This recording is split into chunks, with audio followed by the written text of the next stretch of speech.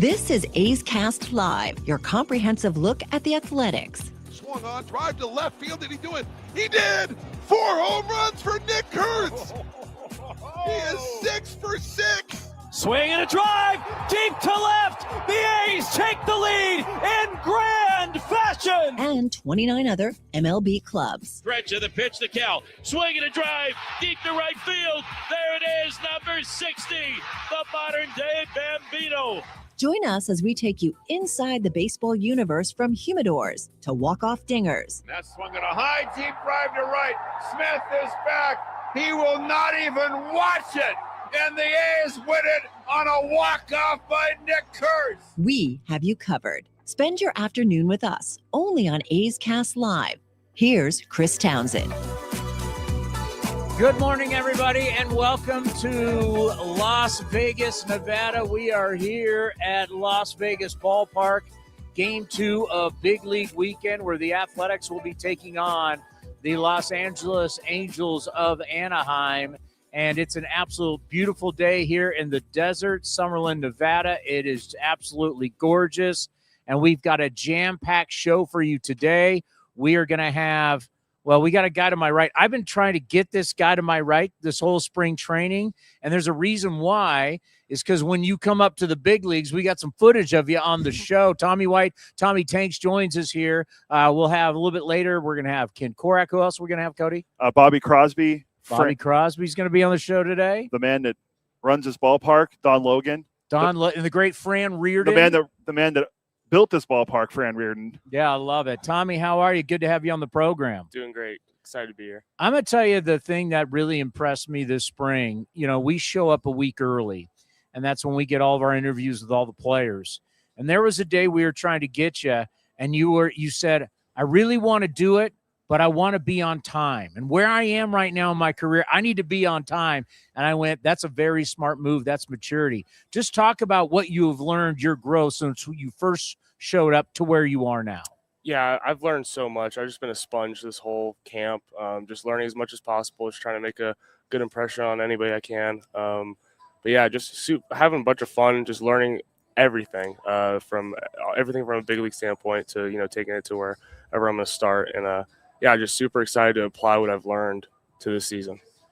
What people need to realize, and I think the problem with, what we say here as broadcasters, everybody acts like guys are just getting a couple at bats. Then, they're sitting by the pool or going to play golf at spring training. I said, no, 95+% of the guys are fighting for their professional careers here. And you're a guy that every single at bat, that the front office is watching and evaluating. Their eyeballs are on you. No doubt. I mean, there's going to be eyeballs on you for your whole career. Just taking no at-bats off, doing what I can every single pitch.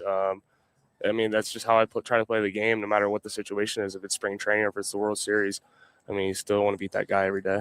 And I think about how tough some of these spring training games could be, because I was on the call for a couple games. We were in Peoria, and I was thinking about how you sat there for like 2.5 hours, and you came up, swung first pitch, and I know you weren't happy. And then 2 days later, you sat for well over 3 hours in that Angels game over at Diablo Stadium. You had an incredible at-bat, which you worked the count, and then you walked. Talk about, you in Mesa, you guys will warm up. Then you'll drive to the opposing field, and some of these games are like over 3 hours.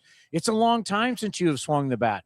How important it is to keep your body ready, and probably more importantly, to mentally stay ready, because you're going to get that 1AB and you got to take advantage of it. Yeah, no doubt. I think just being ready at all times is definitely the key, because, when you get to a certain spot, it's not going to be, 162 right away. So you got to, maybe get that pinch hit opportunity, or be that, guy that comes in for, a certain player that can get some innings or whatever. But I think just, for myself, playing the game hard as possible, every single chance I can, if that's a walk or if that's swinging first pitch, I'm not going to not be aggressive. I think I play the same way no matter what it is.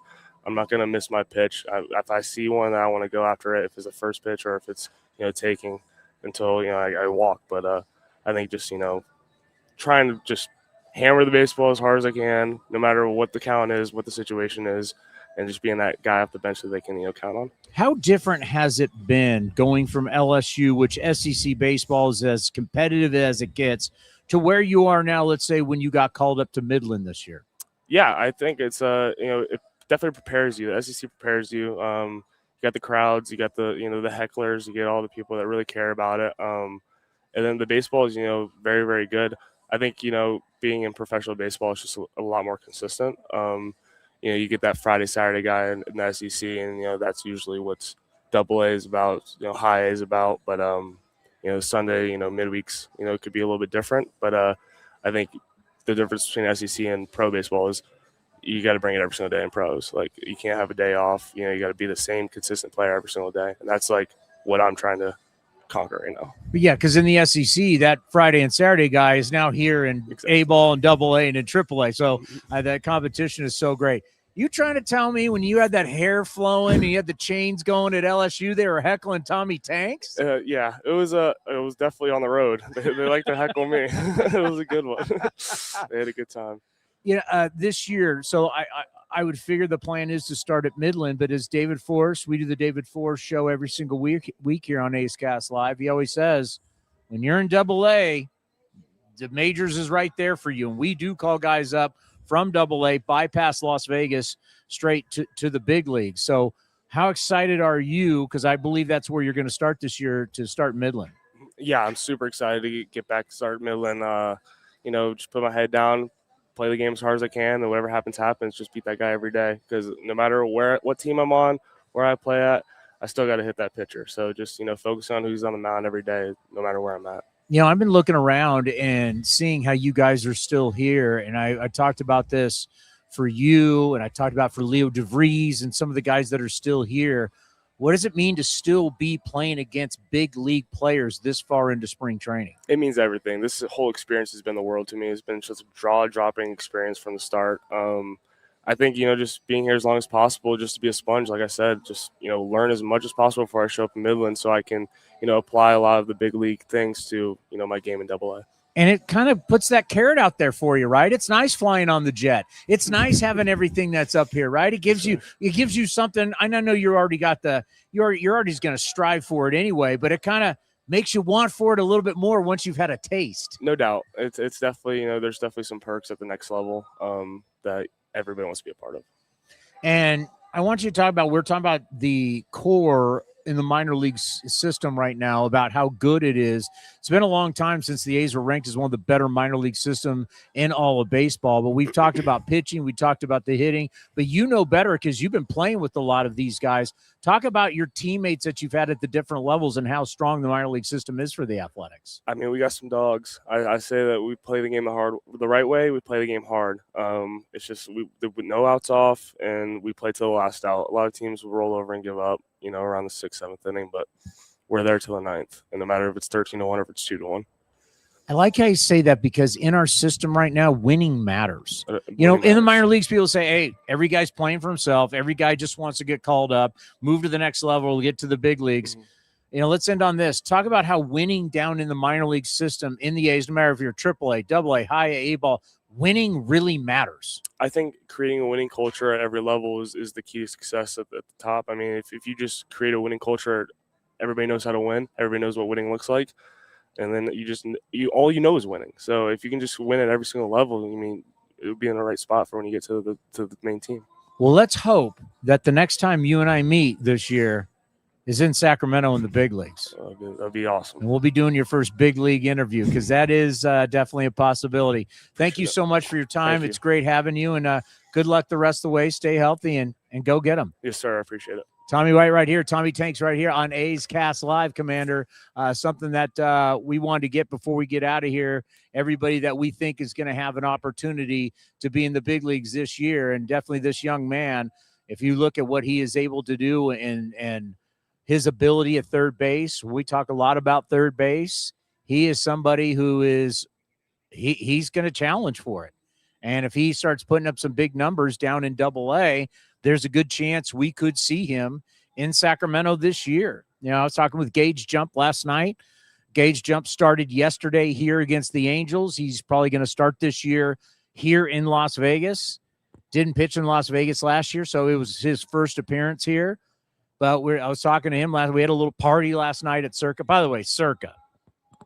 Derek Stevens, Circa. I'm telling you right now, if you want to come down and have any type of Vegas experience, whether it's obviously a lot of people like the gaming, a lot of people like great food, a sports book and watching sports, it's 21 and older. That's it in the casino at Circa. We know about Stadium Swim, which is the ultimate experience with all the televisions and just it's just incredible. I mean, if you want the total Vegas experience, there's no question Circa. It just doesn't beat it. And we had our party last night at Circa, and it overlooks all of Vegas when we're up top there. It's spectacular. Yeah, I remember when we were there for our holiday party, how awesome was it, Circa, and being there. And yeah, then going through and looking at the hotel and getting to meet Derek Stevens in Sacramento last year, then seeing where VSiN does their show, the Vegas Sports and Information Network, like that whole studio they have there is awesome. Oh, maybe one day we could do something from there. I have a feeling we will be doing some programming from Circa. I'm just thinking out loud here that there may be some shows, whether it's A's Cast Live or doing some TV stuff before the Athletics move here in 2028. I think we might be able to be doing some things.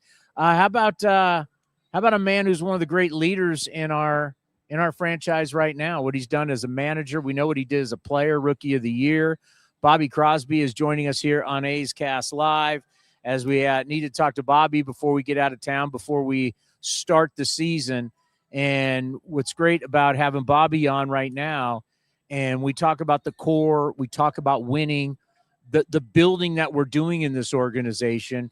You were a big part of this when you were managing inside the A's system, and we're now kind of seeing you brought that. We talked to you when you were down in Midland. You brought that, like, hey, we're here to win. You know, you guys are all here to get to the big league someday. But for me, you're going to win.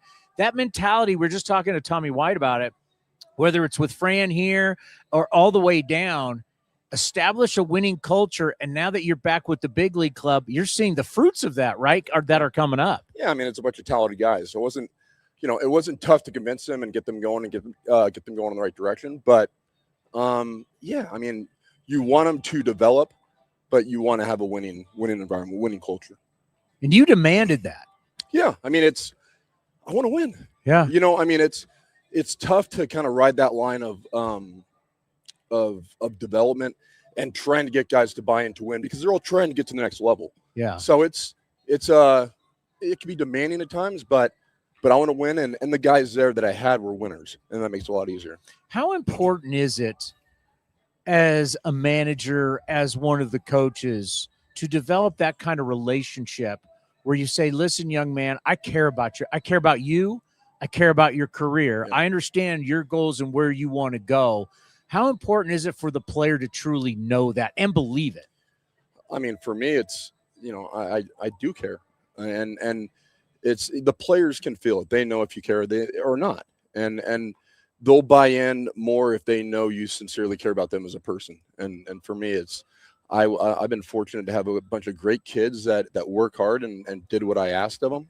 And they know I care about them on and off the field. So if you do that, they buy in more, but it's not, they can tell if someone's tricking them or not. And I love what I do, and I love the players I've coached, and hopefully they feel that, and they've grown as players and people from it. So guys that you managed in the minor leagues, now that they're starting to make the big leagues, are you like a proud papa? Like, what's that feeling like for you when you see Lawrence Butler, or you see Tyler Soderstrom, you see one of your players signing contract extensions now, having the success? How does it make you feel?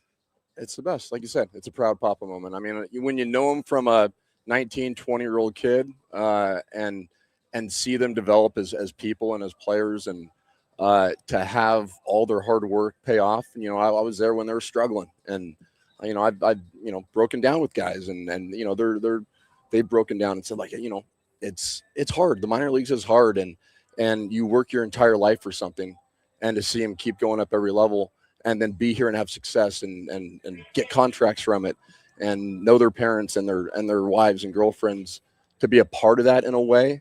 Yeah, I get goosebumps talking about it. It's special for me, and it's something that, it's why I love coaching, is be able to impact them as players and in their lives. Yeah, you knew them as really young kids, right? So yeah, you don't think about their parents are at the stadium. Yeah. I mean, it's kind of like college in a way, but they're getting paid. They went the high school route, and you don't do it anymore, but that magical moment when you get to promote a player. We talked with Fran about it, doing it to the big leagues. Yeah. Fran Riordan's going to join us, but I mean, it was like the same thing. Hey, you're going to AAA and you're getting that much closer. That conversation is such a magical thing. It is. Yeah, I've never been able to tell a player who's going to the big leagues, but to tell them they're going to the next level, like it's special. It's how much hard work they put in, and effort in the off season and during the season. It's a special thing to be able to tell them they're going to the next level, and obviously when they get to the big leagues, back when I was managing Midland, we would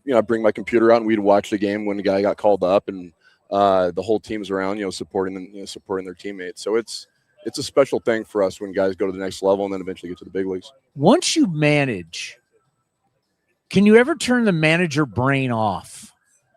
I can't. I love the game. So I mean, I'll watch it from doing what I do now, and you analyze what another team does, and I listen to Kotz and watch what he does and learn from him. You can never stop learning. Yeah. But no, I mean, as a student of the game of baseball, I love it. And once you manage, you learn more about the catching game, the running game, and the pitching, and different sides that I didn't know a lot as a player and when I first started coaching. But now it's there's so much more that goes into the game that you have to know as a manager. So for me, I watch it as an infield guy, but I also watch it on how the game is flowing and different things with the running game and what we're doing on offense. And I don't think you can turn it off. Yeah, I don't want it. When you were a shortstop back in the day, because once you manage, you pitching, understanding pitching, understanding your players, understanding strengths and weaknesses, putting guys in the right spot or not. That's what you got to do as a manager. Back in the day at shortstop, you just sitting there going, man, we throw strikes. Just get people out. Let's go. Correct. Yeah. I mean, I knew where everyone was supposed to go on the field. Yeah. But what the pitchers were doing, it was foreign to me. I mean, I knew what our guys did were good at and not good at. And I was a bigger shortstop, so I pride myself on having a pretty good first step. I had to. I'm competing with guys who are smaller and quick. So I knew what our pitchers had, but all of the stuff that goes into it, the running game and stuff, it was, it wasn't really my thing at that time as a player. All right. Different role this year. Yeah. Let's get into it. Okay. I mean, you're back in your sweet spot. You did outfield.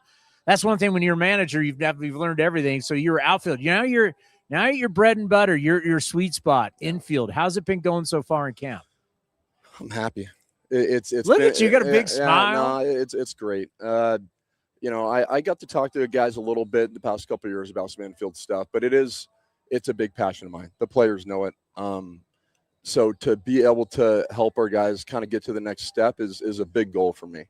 I love working with them. They've bought into what I'm doing. It's only going to continue to get better, and I love it. I mean, I truly am. I'm very, very happy working in the infielders, and I think they're hopefully they're getting a lot out of it as well. I always look at it. I don't care if you can't hit, and I don't care if you can't pitch and you're giving up a bazillion runs. There's one thing every team, I don't care if you're a rebuilding team at the very bottom, you should be able to play defense. Correct. That should just be, and it would always drive me when I hear people say, well, they're a bad team and, they're rebuilding. You should be able to field ground balls. Yeah. You should be able to catch it and throw it. Even if you can't hit, even if you can't pitch, you should never be bad on defense. Yeah, at the big league level, absolutely. But one of my big things is, physical mistakes are going to happen. Yeah. We better be in the right spot. If there's a cutoff play, if there's any play going on, we better be in the right spot. And I told him, I said, I will not get mad if you clank a ball. I've done it. It's happened. A ball is going to go through your legs at some point. Yes, you're in the big leagues. Just don't do it a lot. Yeah, yes. You're in the big, exactly. You're in the big leagues and you should make that play. But not being in the right spot, not having a good first step, not having a good first step on every single pitch, not knowing what our pitcher's tendencies are and where you should be on a breaking ball or on a fastball. And then the ball is in play. Like, you should know your spot so well that, like Willie should know his spot so well at shortstop that he can help out whoever's playing second base, McNeil or whoever it is, and the third baseman. Like, you should be able, once the ball is hit, he goes to his spot, and then he's looking around to shift guys around. That's what I want for every single guy. So we're always in the right spot. We're always moving. You see right now, Willie's first step it's really good. He's thinking, and I really want him to think through the game, think what the hitter's doing, watch swings, read swings, and think ahead of the game instead of reacting whatever happens. Bobby Crosby with us here on A's Cast Live, and we had Ben McDonald on. And when Ben McDonald was talking about Cal Ripken was calling his pitches for him, it made you just realize from the shortstop position, we always talk about best athlete, right? Why we draft shortstops, and I want to get into that with Max Muncy in a minute. But there's something about shortstop, like you can see what the pitch is, and if you know what the hitter's tendencies are, there's things that you can do to kind of get you in the right spot before the action has even happened. You really, like second base and shortstop, you got an advantage, wouldn't you say? 100%. And there's so much data out there now on what our pitchers do, what hitters do. If you know that our pitchers give up fastballs up the middle, and this guy is a guy who stays on it up the middle, and let's say he hits breaking balls in the 6-hole, you can be right in the middle there, and you hear a fastball. You have to wait until the pitcher releases it, obviously, because you don't want to be tipping it to the hitter. But you should already be moving once he releases the ball to that spot. And we can cheat the system a little bit. I mean, you can cheat where Willie isn't the fastest guy. He's going to have to be really good at knowing all this stuff prior to the pitch and moving as it's going. Now, if the guy goes against his tendency a little bit, Willie could be moving and then get back and go that way. But for him being a bigger shortstop, we got to cheat a little bit. Two guys have really piqued my interest this camp. What we're seeing, we'll start with Max Muncy, and Brett Harris has been real interesting. We had him on during the game the other day. But Max Muncy, shortstop, drafted, first round. We know that we can take shortstops. You can put them anywhere on the diamond. You can put them in the outfield. They're always the best athletes on their teams. Last year at second base, he admitted it was a little odd being on that side of the diamond. He wasn't comfortable. Now moving him from shortstop, getting him away from second base, moving him over to third base on that side. You played there your entire life on that side. You're used to reading ground balls on that side. How do you think the progression is going for him from being a career growing up shortstop, drafted as a shortstop, now trying third base? It's getting there. That's what I'll say. Like, he's a natural shortstop and a good athlete. When he went to second, I saw him lose a little bit of that because he felt uncomfortable. And at third, at times, he isn't completely full Max Muncy, if that makes sense. He's not a full, I'm going to go out and be an athlete. My biggest thing for him is go out there and be free. I want him free mentally. I want him free physically, where he can go out and let his athleticism come out. And I think last year at times he was overthinking and trying to be a second baseman. I want him to be a shortstop playing third base. I want him to move like a shortstop because that's how he moves the best. When I had him in Double A as a shortstop, he was awesome. And I've seen him at times lose a little bit of that freedom to just go out and play. So the stuff I work on with him, it is nothing about form. It's nothing about stuff like that I work with other guys on. With him, I rip balls at him and I want him to be an athlete. And that progression, it's happening. You know, it's happening. And it's not going to be an overnight where he feels completely free and great at third base, but it's going to happen. Yeah, it's tough to tell someone to stop thinking and trust. Yeah. It's easy to do up here, talking on microphones, but down there, especially when you see what the velocity is of those ground balls coming third base. It's the big leagues. I mean, it's not easy, and I understand that. And we have, we've been close for a while now, and talked about care. I care for this kid so much, and I know his heart. I know how much he wants it. We're going to get him there, and he's going to be really good. But we just got to continue to work that process. And once he fully trusts everything that he's doing, he's going to be special over there. I predicted over 20 home runs for him this year. Oh, yeah. That's the thing. I think he's going to blossom as a player. Yeah, the whole thing, you see the confidence with him and with the bat, he's there. He's there. We just got to get him comfortable at third base. And like I said, it's not overnight. There's going to be a few little bumps. You can't predict exactly that he's going to be, exactly how he's going to do, but he's going to do well. But there'll be some bumps in there. But we're looking at the big picture and get into a World Series or winning the World Series. He's going to be a part of that, and he's going to be good over there. I was like, kudos to Brett Harris. We had him on the broadcast the other day. A lot of people don't realize for a guy his size, he had never played first. It was basically third base and a lot of second. You never see a guy that big playing second, but I'm like, young man, that's a smart move. Go over to first, show your versatility. You never know with guys getting hurt. And speaking of first base, all we talk about with Nick Kurtz is offense. His nickname we found out at Wake Forest was Spider-Man. It wasn't Big Amish. It was Spider-Man because of his glove. He caught everything. Tell us what you've learned about Nick Kurtz defensively at first base for a man his size, the way he moves. I've said it from day one, his hand action on how he feels it and how he picks it, it's spot on. It's really, really, really good. I don't mess with that at all. How he picks the ball, spot on. It's just going to be how he gets off the ball on reading, reading swings and reading the pitch. Because other than that, his actions are great. He had a few problems with the pop-ups, and we joke about it now, but he's going to be fine there. He's very, very underrated right now on what he can do defensively. I think he's going to be an elite defender. Everything he does is really, really, really good. It's just getting reps and getting comfortable, but there isn't much I have to do with him other than breed more confidence. Everybody remembers Bobby Crosby in one way as being a super fun guy, but Bobby Crosby could be a little prickly and a little hardcore. Do you see a little of yourself in Jeff McNeil? Yeah, we're both Long Beach State guys. Huh? Yeah, Dirtbags? that's right. Yeah, no, I definitely. He is a grinder type of guy. He gets after it. He can be, like you said, a little prickly, a little grizzly kind of. He's a gamer, and I like how he's going to rub off on some of the other guys too. Totally. He's accountability. I see him with the young guys being. He's someone that can hold you to a little bit of a standard. I kind of like that. It's perfect. I mean, if you come out to a game, you watch him talk with Willie. They are talking nonstop up the middle, and that's what I want. I want them to know each other backwards and forwards and know what each other's doing on every single play. And Willie needs that.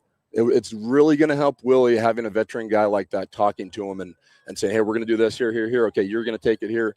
That little stuff is huge. And, he's going to be a big leader and a big help to the whole team. But, yeah, to Willie, I see him as a mentor type guy. Well, I can sit here and tell you all day long what an asset you are to this big club in so many different ways. But I've made the prediction, and it will happen someday, when you become a big league manager. I don't know where it's going to be. It's going to be somewhere.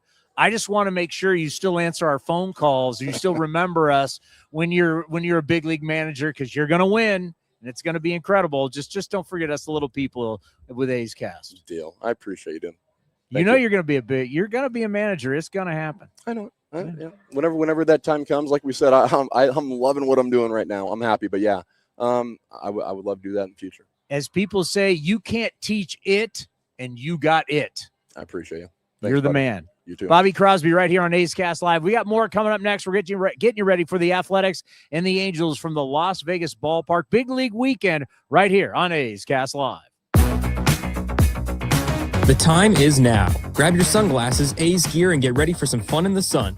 Spring training is back as the Athletics get ready for the 2026 season. Now's the time to make plans to catch us in Mesa, Arizona, and enjoy the sunshine of your family and friends. Grab your tickets for the best seats at the lowest prices as your green and gold take on the Dodgers, Giants, Cubs, Padres, and more at Ho-Ho-Cam Stadium. Don't wait. Get your tickets at athletics.com/spring. That's athletics.com/spring. Secure your spot for priority access to 2028 season tickets at the A's Ballpark in Las Vegas for just $19.01. The amount honors the founding year of the Athletics franchise in 1901. By joining the priority list, you'll get an early opportunity to grab season tickets before they go on sale to the public, while also supporting youth baseball and softball programs across Southern Nevada. To secure your spot, visit athletics.com/Vegas.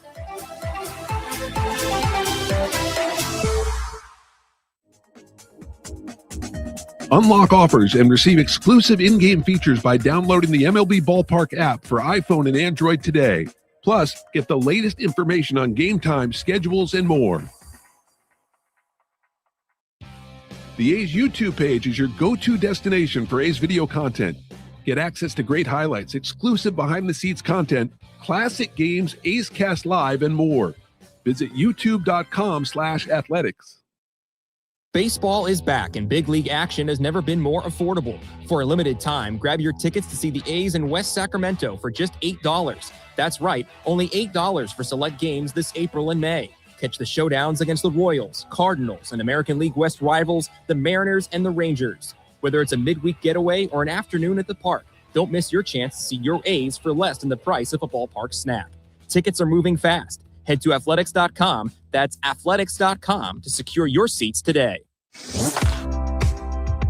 American League Rookie of the Year Nick Kurtz joined Chris Townsend on A's Cast Live to discuss his historic 2025 campaign and becoming the first Athletic to win the award since 2009. Yeah, it was awesome. When it kind of got announced, we were all in Hawaii together. Willie was in the same room as me when we were on the show, so that was really cool to kind of celebrate, as a team. When you look back, what do you think of when you look back in this Rookie of the Year season? You had the monstrous game in Houston, historic game. What are the things that you really reflected on? Just kind of the whole year as a whole. When you look at any kind of season, you have the parts where you feel really good at the plate. You have the days where you feel really bad, and then the majority is you're just trying to do what you can do that day to put the ball in play and get a base hit. It's not a good day if you don't get the team win as well. So that's kind of what I've reflected the most about is, yeah, I did all these great things, but it's got to lead to October. And that's the most important thing. You can watch the full interview at youtube.com/athletics or listen at athletics.com/A'sCast.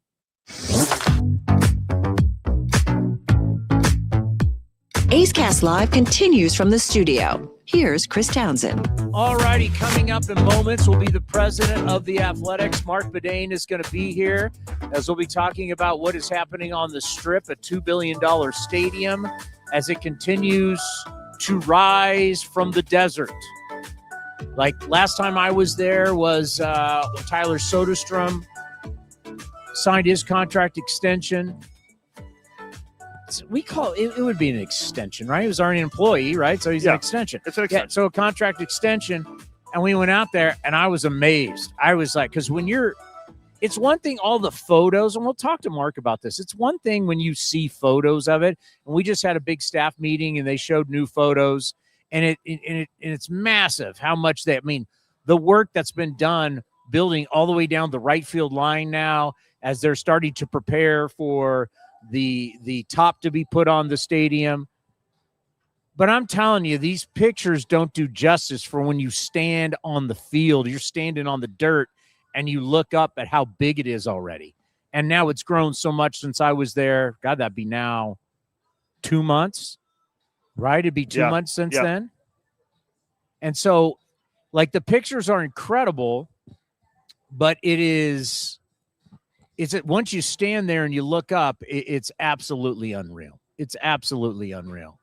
So it's Marc Badain is going to join us, and we are going to talk about what we have seen, what some timelines looking. Everything is on time. It is actually ahead of schedule, and this is just such a great weekend for everybody to show what is going on with A's baseball as we're getting ready to move in 2028. There's so much going on in Las Vegas. The president of the Athletics joins us, Marc Badain, right here on A's Cast Live.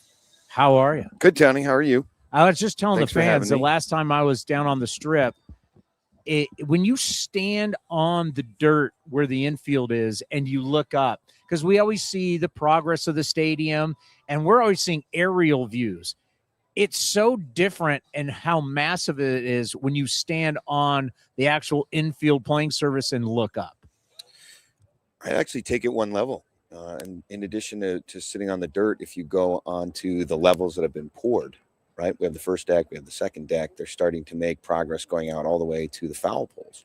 And if you go out on those areas and then look at where that giant glass wall is going to be looking on the Strip, you get a different viewpoint from every single part of the ballpark. And we're going to go up 2 or 3 more levels. And so all of those different vantage points from different parts of the ballpark, some of which are your traditional seating products, some of which are more of a social environment, you're going to have such a different experience because you're going to be able to see a different part of the Strip and you're going to be able to experience the game from a different location. And that's part of the real genius of the design in there and how they looked at ways to create some social experiences, sacrifice some seating product, but to create some areas for people that are coming by the ballpark and want to experience it in different locations and get a different view. To your point, when you're down on the field and you see the scope of it, it's obviously now framed all the way around and you're starting to see the bowl steel come in. So it really does look like a building now. And you're starting to see more things being added to the foundations that are already poured in the outfield. You're going to start to see the development of what's the barrel room, that area out in right field. That's going to be a real nice club area. And then the double-decker bullpen in left field. So more things are going to start popping out of the ground and going vertical. And so it's fun to just go out there every single day. One of the things that you just kind of alluded to, which I think is fantastic when you say you sacrifice some seating area, is the fact that you're going to be coming into a Major League Baseball stadium and there is not one bad seat in the house. And I don't know if you can say that with the 20, no disrespect to the other 29 ballparks, but when it's smaller and it's more intimate, every seat is going to be one where you're going to be very happy about watching the game from. I think everybody likes to say there's no bad seats in their ballpark, but your point is correct. Our upper deck, our last row, is basically the same height as the first row in a lot of upper decks in ballparks. So there's only 30,000 seats. It's only 965,000 square feet, which is one of the smaller ballparks in Major League Baseball. It's modeled after some of the older parks that you had a lot smaller footprint and a lot more of a condensed space. But we've packed all those seats while also keeping the concourses a little wider and a little more customer friendly areas in addition to that tighter seating product. And then the raker seating is obviously much more vertical, which creates the intimacy you're talking about. We're essentially just a large super arena. So you've done this now twice. You did Allegiant Stadium. You watched it go from the groundbreaking to building one of the most magnificent and the best money generator in the United States of America as an entertainment venue. You're now doing it again. What is it like? Because not all of us are ever going to have a job like that and get to do it and be a part of the plans. What's it like to watch something grow out of the ground like this? Well, doing it a second time, and there's some folks that I worked with on the last project that are here, a guy named Dave Manziel and other folks from Mortensen, and then a gentleman we have named Jack Hill who's built multiple venues. It's nice to know the uncertainties are coming and that you will then overcome them. And so the ability to share that with the staff that is doing it for the first time, I think is a bit reassuring, both for me and for them. I tell people all the time, because I'm often asked to speak to younger folks and people who ask me, my kid wants to get into sports. They're in a sports management program. And sometimes I'll say, I may talk them out of it, but I'll be glad to talk to them. But one of the things I'll suggest to them is if they have the opportunity, they're not always there. But if they can go to a team that is working on a project, whether it's a project as large as ours or even a renovation or a lot of investment going into college space, if you can go somewhere that's doing that type of project, the amount of opportunities that are available to you just to participate in the million different tasks that are going on, it's a great experience and a better opportunity than just a traditional job in sports. Obviously, your foot in the door is usually a sales position, and that's a great way to get your start in sports. But if you can get to a team or an organization that's doing a large scale project like this, you're just going to see a lot more. You're going to experience a lot more. You're going to see a lot different parts of the business. The 3+ years just for construction. Obviously, some teams have 5, 10, 15-year quest to even start a project. But the 3 years that you're actually under construction and building the building and having the moments like you talk about where you go down on the field and experience it and you see the hundreds of workers that are taking pride in building this, and you see the engagement from John and the ownership and the family that was there yesterday and the rest of the organization that's been spending decades trying to complete this quest.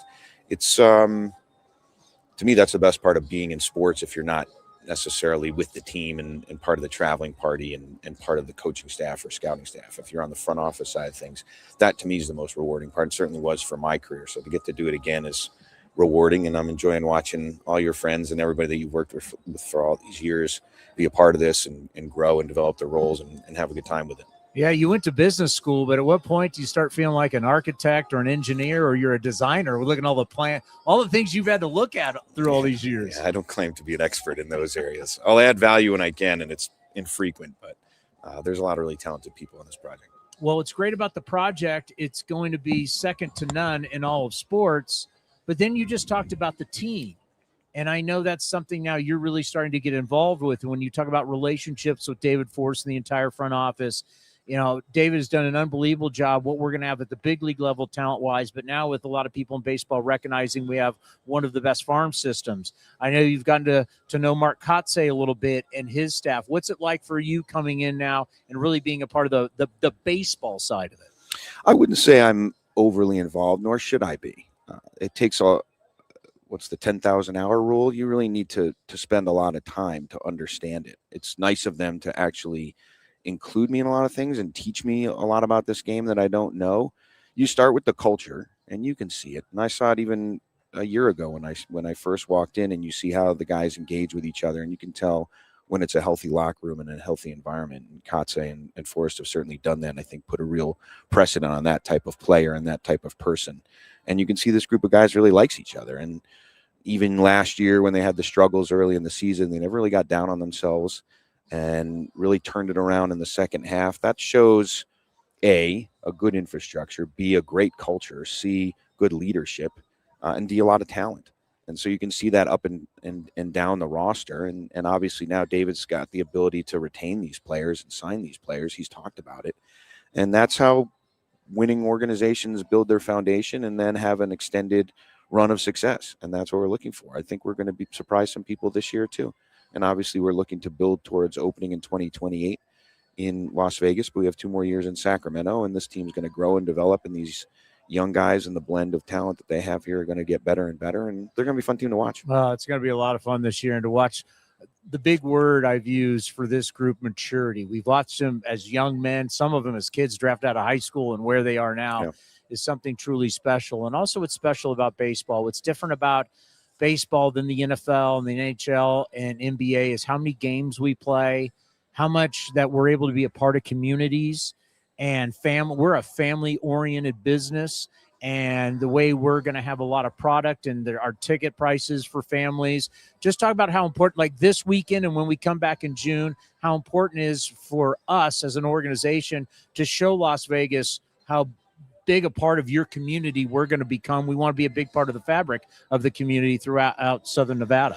The organization really started that before I got there and was all over the valley because I would see them.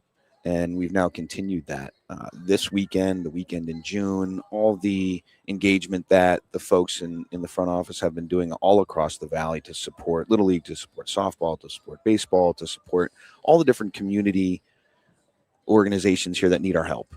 And what I've shared with the organization and what they're starting to see, because a lot of people have now moved here and are going to the events and are going to the charitable functions and going to the galas and making the circuit, seeing the people in this town that care a lot about it and why they care a lot about it and why they give their time in addition to their money to support this community. It's an underdog town. It always has been, a little nonconformist, a little bit of a rebellious underdog attitude, and they like to prove people wrong. And so supporting each other, supporting the community, bringing these sports teams, supporting the sports teams, it means something to the people here. And you can see it and you can feel it. And so it's rewarding to watch the reception that a lot of the folks on our staff are getting when they go to these events. And you saw it on the players' faces over the last couple of days and when they've been here. And we had the press conferences for the signings of Tyler and Jacob. And they're starting to realize this is going to be home. Yeah. And this community is going to really embrace us and really support us. And that's an easy thing to get behind and an easy thing to be a part of and to perpetuate yourself. Yeah, I remember years ago that it was, you'll never have major sports in Las Vegas. It will never happen. And now you're looking at NFL, you're looking at NHL and what the Knights have done in this community. You look at what the WNBA with the Aces, and you're going to look at what we're going to do in 2028. We have to believe at some point the NBA is going to come here. So they went from having, we're never going to have anything, to like, they're going to have it all. Well, this town moves pretty quickly. And I remember coming here in 2016, a gentleman who still works at the Sands, Andy Aboud, he said he's seen this town reinvent itself a lot of times, and it's really good at supporting what's new and developing new industries and creating growth for the entire valley. It's why the population has grown from, I don't know, say 500,000 30 years ago to 2.5 million, and we're growing at 40,000 a year. So by the time this ballpark's open, we'll probably add another 100,000 folks to Southern Nevada, and that growth trajectory is supported by a lot of really good people, a lot of strong people, a lot of people who want to see this community do well and improve and add things. And sports has been the big boon for the last 10 years, and we'll probably have another 10+ year run with more events and the creation of new events and our new piece of infrastructure located on the Strip, which will bring visitation and a couple million people a year. You know, for some of us, we're going to be moving here pretty soon. And then I know there's A's fans who are already, they're like, I'm going to move. I'm following this.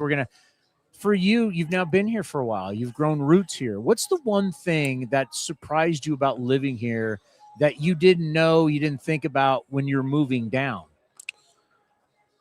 I would say the amount of activities you can do outdoors, you don't think about it, but the weather here is pretty spectacular 9 to 10 months a year. Obviously, everyone talks right about now the heat. today. It's unbelievable. Yeah, we've had a pretty odd winter. If we have a winter like this and another summer like last summer, we're going to have 10 million people living here.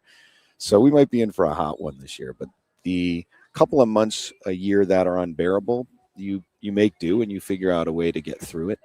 And the rest of the year, it's a pretty nice place to live. And there's a lot to do. Obviously, over your, I guess it's your right shoulder is Red Rocks. It's probably one of the most beautiful places on the planet. It's 15 minutes from here, 10 minutes from here, and maybe 25 minutes from the ballpark. You can get everywhere pretty easily here. There's no traffic.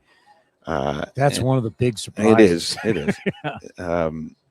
And then you talk to people who have come from California and now have been here 5, 10, 15 years, and if they experience 5 minutes of traffic, they start to complain. You want to put them on a plane and send them back and say, you really don't know what you left behind.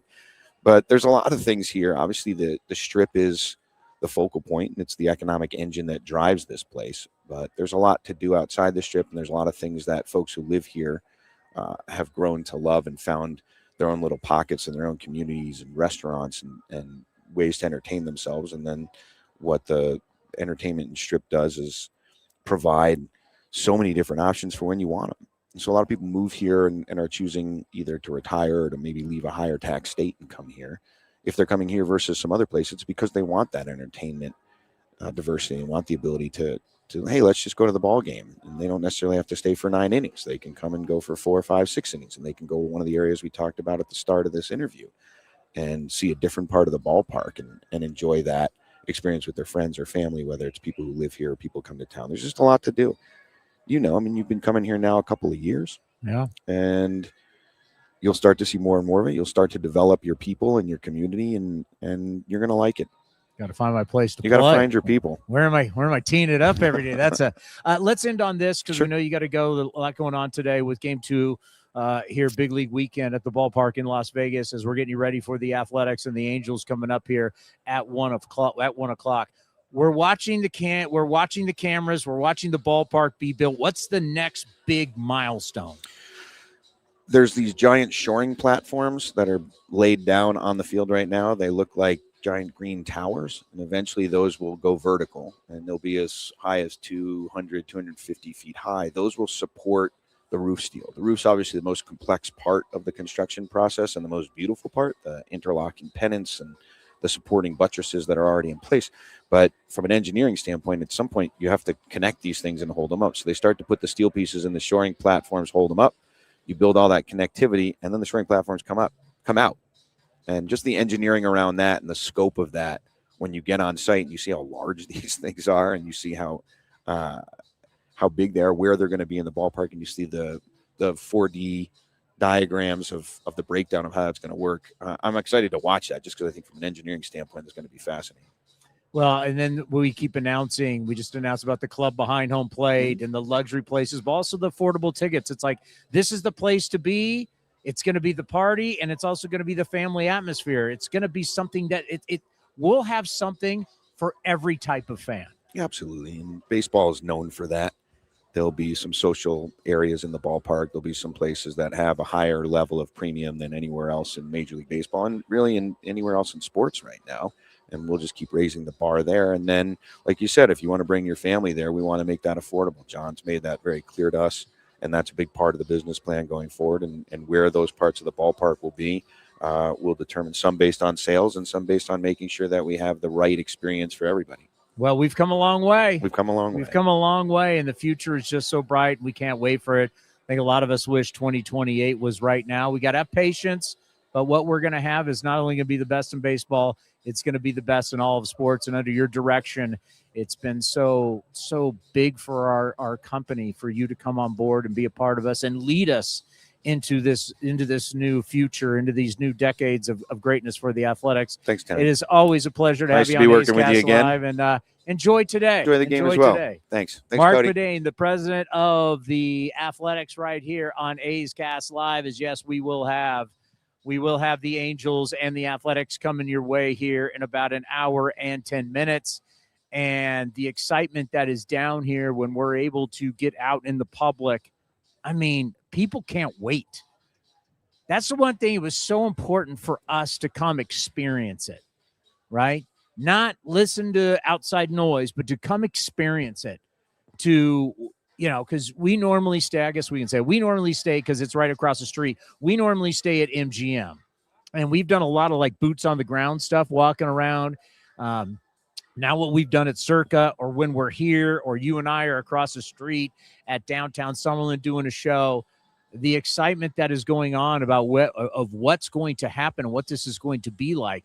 And, a lot of people are like, you're just going to put baseball. No, they're going to have so many different events. And as Marc Badain just said, the stadium is going to be like a big arena more than it is just a massive ballpark. Because let's face it, we've built these ballparks. And what was it? 2 years ago, where Cleveland couldn't even sell out their series against the Yankees in the postseason. It was sad, right? It was sad. And Cleveland was known for having the sellout streak, and now they can't sell out for the playoffs. I mean, this is going to be a venue where you're going to have concerts. Mick Akers said the rodeo may be coming to that. I mean, there's going to be more than just baseball, because everybody's going to want to have events that, if Allegiant Stadium is just far too massive for your event, it's one thing if you're having Taylor Swift or you got Beyonce or whatever. Yeah, they're going to sell it out for multiple days. But for some people, you're going to want more intimacy, because Allegiant Stadium, like we know, any type of football stadium is so massive. Our place is going to be the place. And from what I understand, wink, wink, there's all kinds of events that have already been inked up that are going to be happening. It's going to be the place to be. And everybody is going to get a chance to experience. I know a lot of people who are watching who may not be in Las Vegas. You're going to love coming down. You're going to absolutely love coming down. And yesterday, speaking of the experience, not only did Road Trip Mike get to see the Experience Center, but my father-in-law and my wife went and saw the Experience Center. You allowed those Angel fans in our Experience Center? How dare you? I told them, hey, you can't wear your Angel jerseys in there. So they had Aviator shirts on, because they were too cold here, so they bought Aviator shirts to wear underneath their Angels. They knew that wearing Angel stuff in there would be the death of your career. Yes, I did. But I would have fired you right on the spot. The best part of the whole out of here. The best part of the whole experience part was when Matt was giving the tour at the Experience Center here in Las Vegas. You hear Road Trip Mike talking more than Matt was, who was giving the actual tour, trying to explain the franchise to everyone. And it was nice here, but I'm glad that they got to go in and see it. I appreciate Matt and the team over at the Experience Center for letting them do that. But yeah, everything that we got to see down here, from what we did yesterday in downtown Summerlin to today now at Las Vegas Ballpark, it's been awesome to be down here. And then the last few times we've been down here for the contract signings and the groundbreaking, the holiday party. So it's been awesome to be down here and kind of sneak away from the Bay Area for a little bit until we, fully gear up for 2028. Well, we have already heard, because the Cube, it's hard to explain the Cube. It's like a half dome kind of thing that you go in and they can put you in the stadium. So I remember when the Warriors built Chase Center, and the Warriors, they had to build out what a suite would look like. They had to physically build it out so you'd get an idea.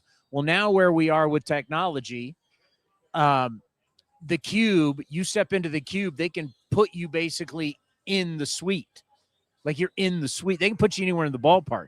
It is unbelievable. We'll have we can do a couple minutes of Fran break and then come back and do a couple more. Okay. Because you just can't do a couple minutes with a man that it's his ballpark. It's his. I mean, when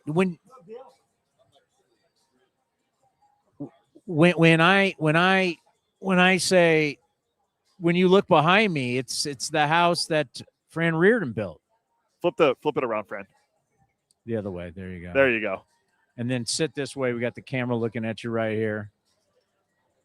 Beauty. You can move the leg any way you want. How are you, my friend? I'm great. Great. Good to be back in Vegas. Great weather. Great crowd. I mean, this is your home. This is it. Yeah. I actually tell people that Vegas is my second home, and it actually is. I love it here. And, just to have that break in spring training to come here for a couple of days, it's always a special weekend. Well, when I look around, so we go in the press box, there's pictures of you all over in the press box. Just right up here, there's a big picture of you. I don't know how many AAA managers have the kind of history that you have had. We have T-shirts. Can we see the T-shirt? We have T-shirts that were made. So when we always say Fran Riordan, leader of men, and how much you are loved, if fans don't really realize it, we're truly showing them. I mean, I don't know how many AAA managers have that kind of relationship with a town, with a franchise. This has to be super cool for you. It's I always say Vegas is a special place. The front office here, starting with Don Logan and working all the way down, everyone just cares about everything. The community, the team, the winning aspect of it, the organization. It's just a great culture, and I've been so lucky to be here since 2019 when this gorgeous jewel of a stadium opened, and be a part of a lot of great moments on this field, and be a part of a really great baseball tradition that is Las Vegas baseball. The tradition is unbelievable. You think some of the greatest players in the history of baseball have played somewhere in Vegas, whether it's this ballpark or the ballparks earlier. Was it Cashman? What was it called? Cashman, yeah. Cashman. Yeah, truly. I remember we were doing the interview. It was right before COVID with Sandy Alomar Jr., who is truly one of the greatest players to play in Las Vegas. And we were just talking about just the history of it. It's really second to none how many great players their careers really started going here before they got to the big league level. Yeah, and it continues to this day. The players that we have in the major leagues with the Athletics, what they're doing, they've all come through here, and this is a huge stop in their development, and it's always been that way. Whether it was Cashman Field or whether it's this Las Vegas Ballpark, this is kind of their finishing school where they make themselves big league ready and make themselves ready to go be great big leaguers. And that's a special tradition that Las Vegas has. Is there any AAA stadium that's even close to this? There's a lot of great AAA stadiums. This will always be my favorite. From the time I spent here to the care that they took building this place, you look at it, it opened in 2019. It looks like it's brand new to this day because they take such good care of it. And it was really revolutionary in so many different ways, from the seating and how much care they took to just putting in mesh seating so that it's not as hot here in the summertime.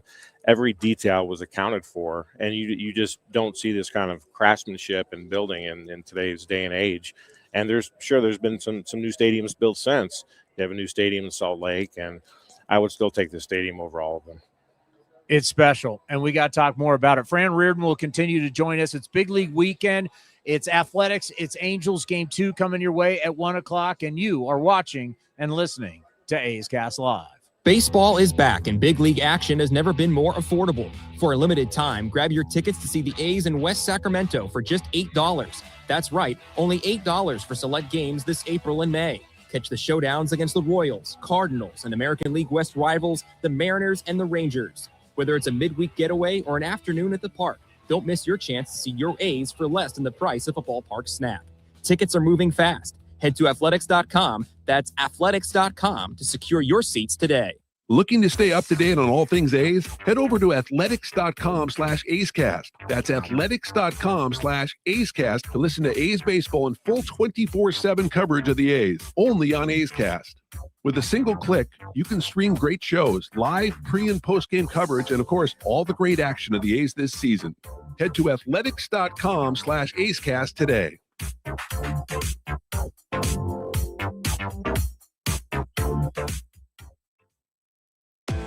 Secure your spot for priority access to 2028 season tickets at the A's Ballpark in Las Vegas for just $19.01. The amount honors the founding year of the Athletics franchise in 1901. By joining the priority list, you'll get an early opportunity to grab season tickets before they go on sale to the public, while also supporting youth baseball and softball programs across Southern Nevada. To secure your spot, visit athletics.com/Vegas.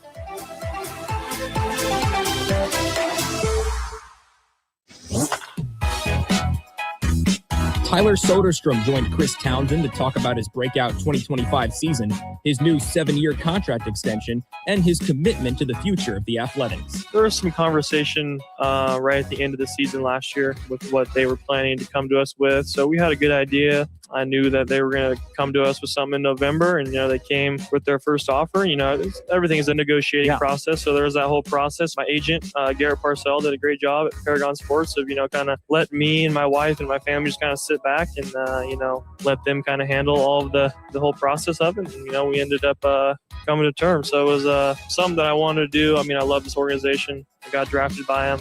My relationships that I've built, that's what's important to me. So I'm just excited, to be here for the long term. And, like I said, just super blessed. You can watch the full interview at youtube.com/athletics or listen at athletics.com/A'sCast. Secure your spot for priority access to 2028 A's season tickets in Las Vegas for just $19.01, honoring the franchise's 1901 founding year. Join the list for early ticket opportunities and support youth baseball and softball in Southern Nevada. Visit athletics.com/Vegas. The A's YouTube page is your go-to destination for A's video content. Get access to great highlights, exclusive behind-the-scenes content, classic games, A's Cast Live, and more. Visit youtube.com/athletics. A's Cast Live continues from A's Spring Training. Here's Chris Townsend. Let's pause for station identification right here on A's Cast.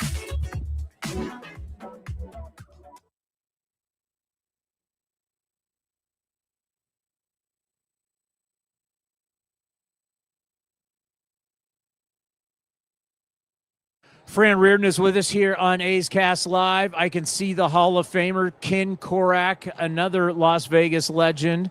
He's just a legend in Northern California. He's a legend in Vegas for all of his years doing UNLV basketball. Will join us coming up here in just a little bit. All right, we had Bobby Crosby on, and obviously Bobby was down in Midland. You guys talked a lot with players coming up, and I know you know Bobby really well.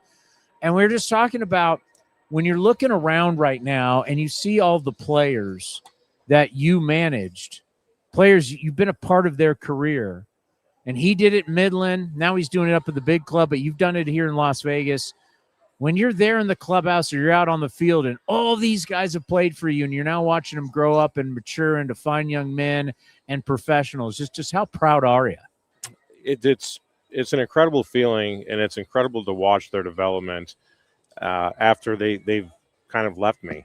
And you go back to some of what are now considered veterans on the team, like Tyler Soderstrom and Shea Langoliers, and having them in AAA. Isn't that crazy? They're like veteran guys. It's insane, but it's factual, like. And then you look at where they are now, not only in their baseball development and their baseball IQ and their talent, seeing them come into their full talent, but who they are as men, who they are as humans, watching them, start to have families or get married or whatever the case is. It's just really, really exciting. And it's a great part of this job is to watch just the development, not only as players, but as people.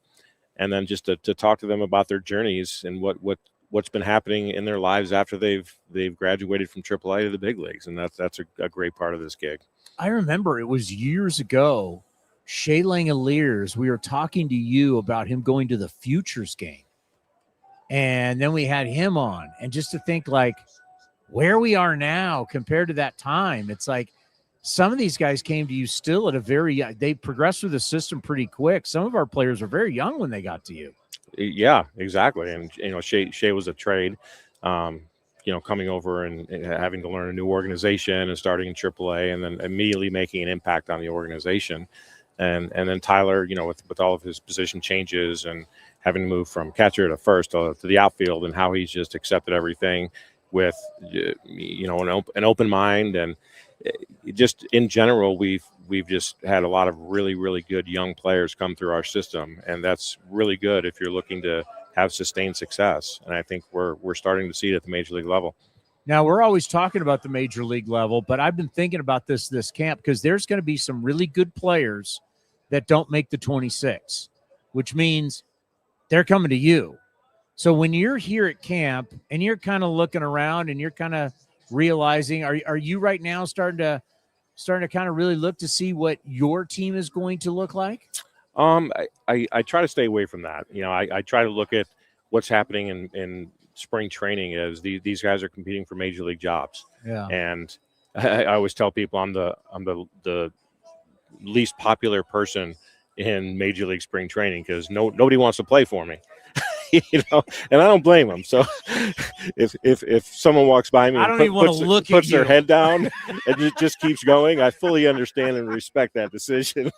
I'll deal with you when I have to, but I really don't want to play for you. But I'm rooting for all these guys. Yeah. Obviously, it's a numbers thing, and not everyone can make the big league roster.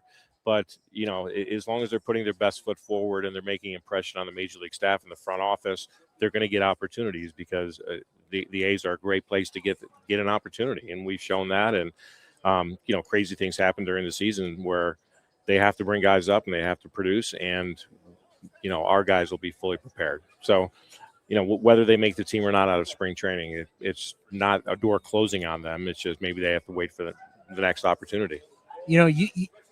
Bobby was great to talk about with it because his time down in Midland, but we're seeing it now at every level, winning, right? Yes, you want development. You want guys to get better. They want to, obviously, the ultimate goal, be a Major League Baseball player, or if you're in high A-ball, high A, you want to get promoted.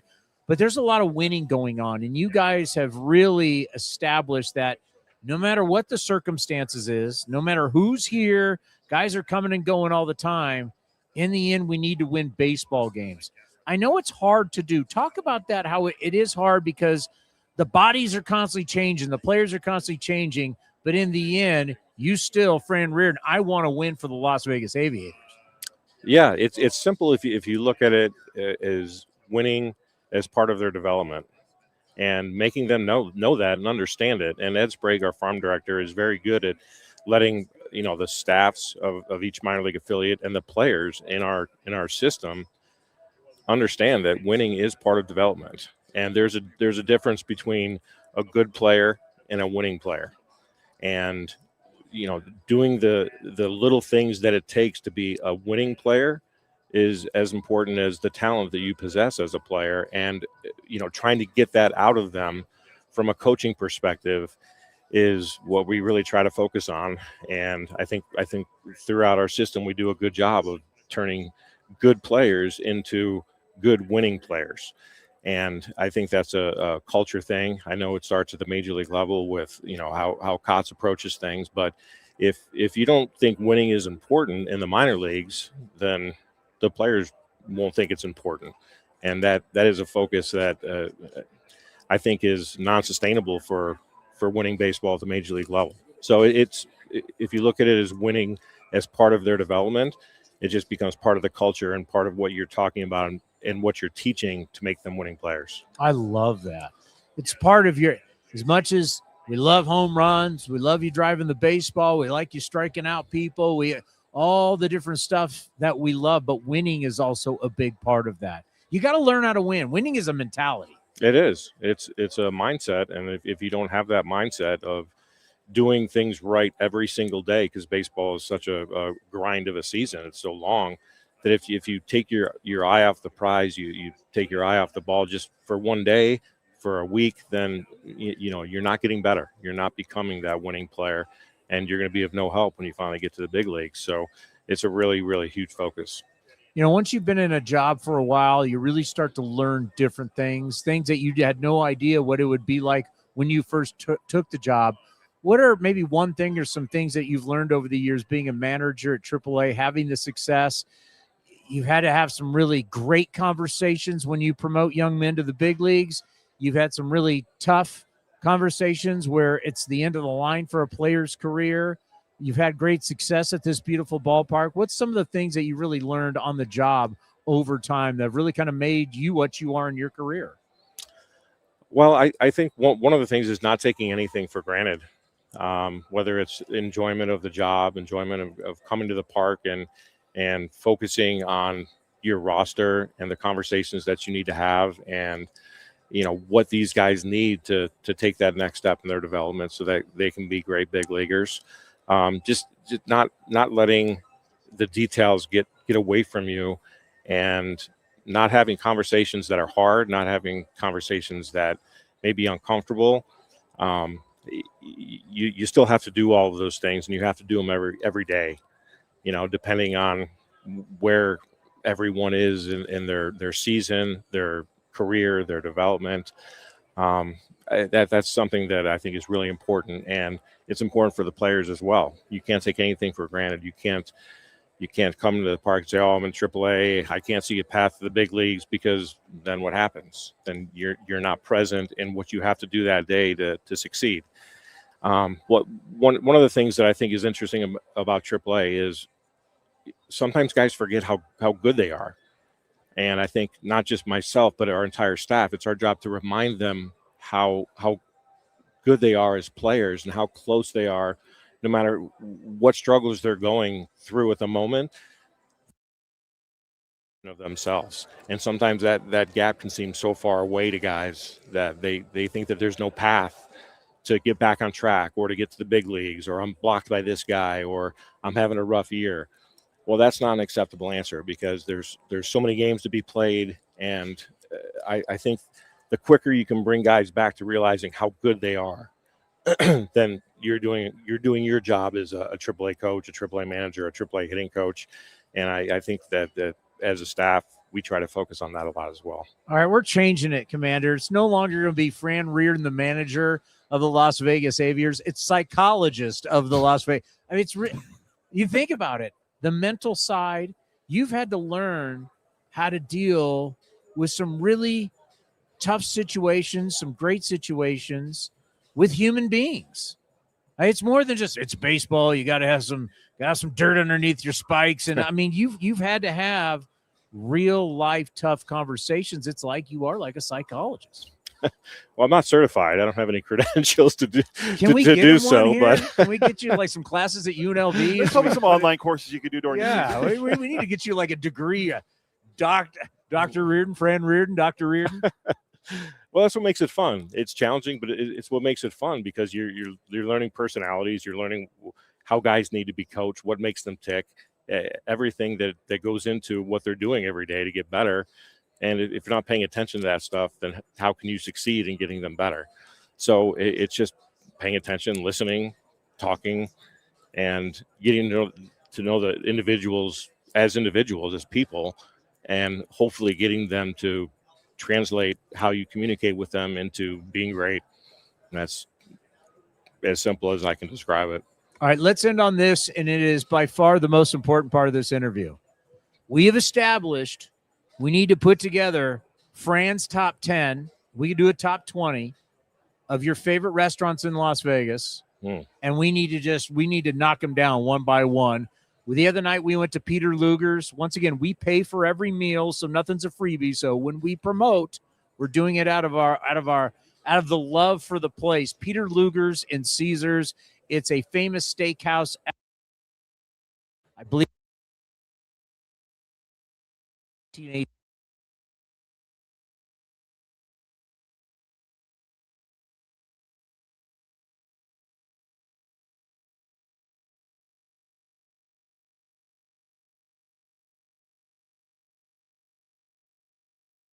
And Caesars, I couldn't wait to get there, and I'm glad we got to share a meal together. The sizzling butter on top of the steak. How the good bacon. is that? Put it this way. We just took the menus, threw them to the side, and said, Fran, order. Like, Fran, you order. And it was, so that's what we need to do. Get like your top 10 or top 20, and we just start knocking them off one by one before we even move here in 2028. Yeah, I'll start compiling a list. So Peter Luger's is off the list. It's check. It was worth every moment, every penny. It was worth it. It was fantastic. But I will compile that list, and we'll talk about it. Well, I tell you what, I'm taking a big picture of your massive picture here in the suite level. I think just everywhere you go, the fact that there's something about you here speaks to you're a huge part of the fabric of just not the Las Vegas Aviators, the fabric of Las Vegas baseball. It says a lot about your career and who you are, and I can't tell you how much it means to us that you've been a big part of A's Cast Live, and we've loved having you on throughout the years, and I look forward to another great year and another great run for you and the Aviators. Well, I appreciate the words. I appreciate the time. I have a blast every time I come on with you guys, and I wouldn't miss it. You are the man. Thanks, Thank you Towny. very much. Fran Riordan right here, the manager of the Las Vegas Aviators. You were just going to switch. We're going to go from Vegas greatness to more Vegas greatness, the Hall of Famer. Well, he's greatness in Northern California. He's greatness in Las Vegas. Ken Korach is joining us here on A's Cast Live as he will be calling the action in about 45 minutes, game 2 of the Athletics and the Halos. I said it the other day as we were going through a grueling 3-hour and 45-minute game at Diablo Stadium. I said, and I was correct, never happens to Ken. Ken will get here, and it'll be like 2 hours and 15 minutes. And I was right. 2 hours and 24 minutes yesterday. You just they wouldn't put you through that. If it had been 2:28, Johnny Dasco would have owed me $50. Oh, you guys have a little side action. Because I told him before the game, I said, what if this is like 2:28? And he said, if it's 2:28, I've got a crisp $50 bill for you. Nice. So he was sweating out the top of the 9th inning. He really was. Please get out. This place, well, maybe not this place, but Las Vegas means a lot to you, a big part of your career. You've made it your home with your beautiful bride for many, many years as she worked for the AAA team for so long. Obviously your work at UNLV when UNLV was rolling, right? Gucci Row back in the day, the primetime running Rebels, baseball, basketball, just Vegas in general has meant a lot to you for many years. It has, in football for 4 years with the Rebels, including a bowl game in 1994. When you get to this point in a career, and I've been around forever, you do reflect on people that have been really instrumental. And I know that you're going to have Don Logan on here soon. Yeah. And Donnie was great to me. It was Don and Larry Kentop who hired me to do the AAA games here in '89. And then one of the things that was just a nice gesture from Donnie was when I got hired by the White Sox in '92, Towny. I was only doing one game a week. I was commuting to wherever they played, but I was doing the Sunday guy, doing right? the play-by-play on Sundays, and then the next year I did Saturdays, then I did Sundays in '94 and '95. And I told Donnie, I said, when you're doing baseball, it's hard to keep a rhythm if you're only doing one game a week. Now, they had to hire someone full-time to take my spot here doing the games with the then Stars. And he said, just tell me how many games you want to do, and we'll work it out. So I was still able to do 50 or 60 games during the week. And that was just a very classy gesture by Donnie. He didn't have to do that. And it really helped, because when I went to do games in the American League, it wasn't like I hadn't done a game in a week when I got there. It was really cool.